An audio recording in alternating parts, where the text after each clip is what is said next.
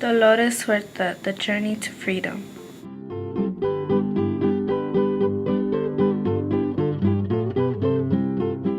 Dolores Huerta led the Delano Grape Strike by helping to organize a union to protest for the grape pickers' rights. They wanted to affect the grape picker bosses because they were unjust to the Hispanic grape pickers. Dolores and the union helped to set up the first successful farm worker strike to protest against the bosses of the grape pickers. The legacy left was that field workers are treated more fairly, with better pay, better working conditions, and their voices are heard.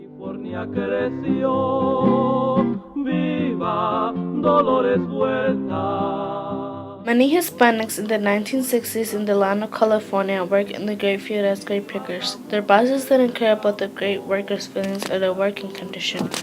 They were greedy and selfish. The bosses would take advantage of their workers by ripping them off by not giving them all the money they were working for. The grape pickers were only paid about 25 cents an hour and had to share the same cup with everyone working on the field. Some had to work all day and even into the night just to be able to support their family. Picking grapes was not an easy job either. They had to pick the grapes in the hot, humid fields, and the hard labor took a heavy toll on their bodies as well. The grape pickers would live in a small temporary house with their families near the fields, segregated by race. They had to pay about $2 or more per day for unheated metal shacks, often infested with mosquitoes, with no indoor plumbing or cooking facilities. Like I said, I did work in the fields when I was younger.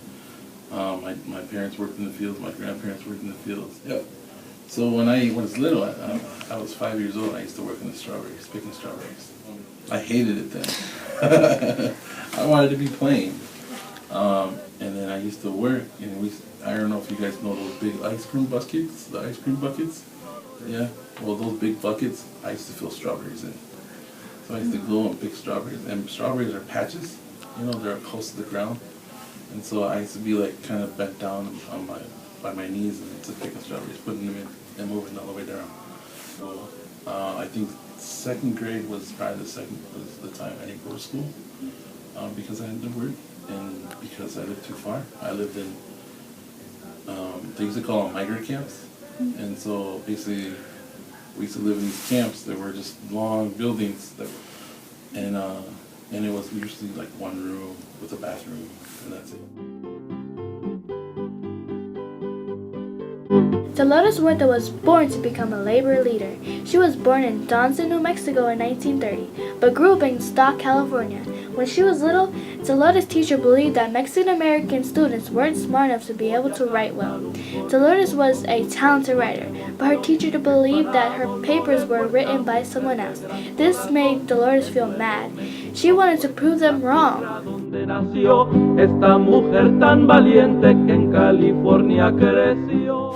One of Dolores' first jobs was as a teacher. Dolores taught the children of the Hispanic grape pickers workers' families. The grape workers' children also had to work and often even missed school to work in the fields.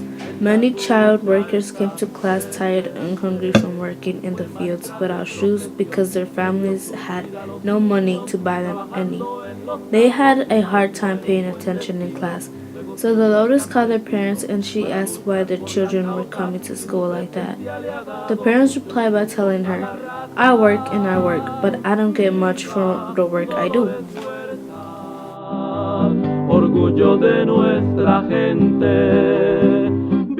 During an early grape growers' strike in 1950, Dolores found out the growers used the farm equipment to cover the strikers in dust, spraying them with bug spray, scaring them with dogs, calling them names, and beating them. The grape companies then brought in new workers to break the strike and ignore the workers' demands, who went on strike.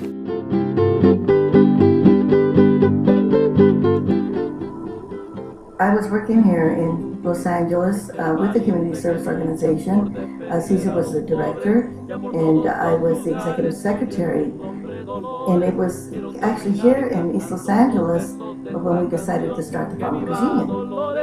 It was at Cesar's house there, when he was living there on Folsom Street, and he called me over to his house one morning, and he said, the farm workers will never have a union unless you and I do it. And I thought he was joking. He said, no, I'm serious.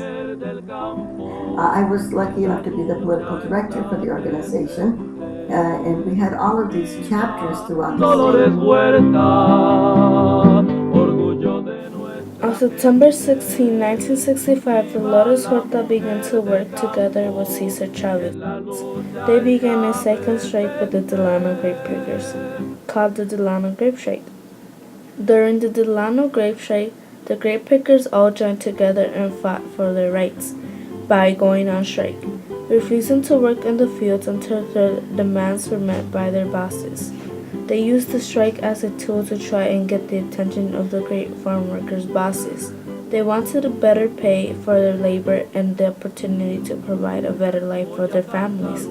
The grape pickers wanted to show the bosses that they needed the pay, or the grapes would stay on the vines and rot, unpicked. This would affect the owners of the farms by their business dropping and they will have no money or grapes. The strike eventually led to a march in 1966. Because they wanted to bring more attention to their cause, they protested with signs and by marching 340 miles from Delano, California to the state capital of Sacramento. On the march, they held up signs to show people why they were on strike. Finally arriving at the capital on March 17, 1966. When they arrived at the state capital, Sacramento, Dolores showed the grape workers list of demands to the grape companies, including better pay and better working conditions. As a result of these talks in 1970, the grape companies agreed to their demands. By 1973, however, many grape companies still weren't following the agreements they had made with Dolores and the United Farm Workers Union.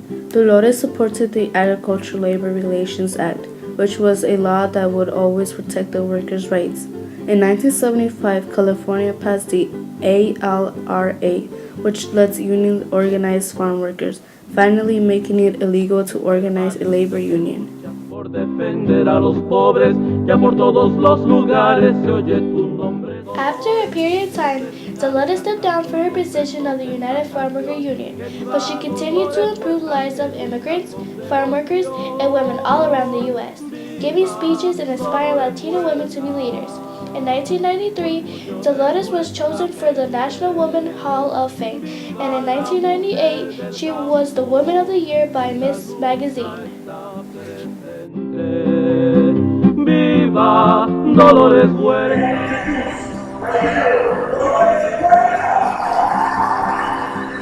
As we say, the revolution still continues for all of us because we know that our new time, our struggle is not over, right?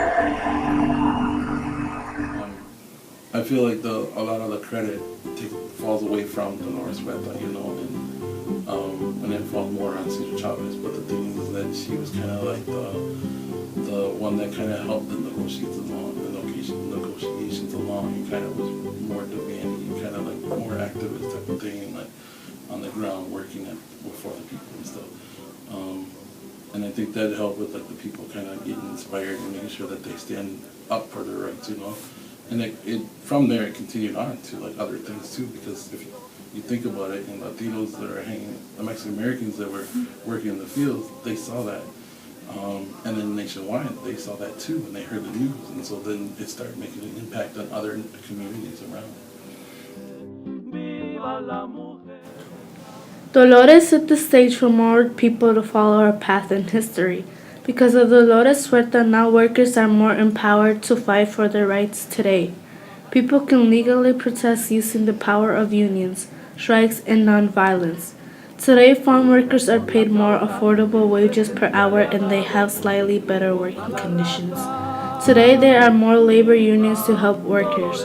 The United Farmers Workers Union is still in business, helping people strike, march for their rights. Viva la mujer del campo, en la lucha está presente.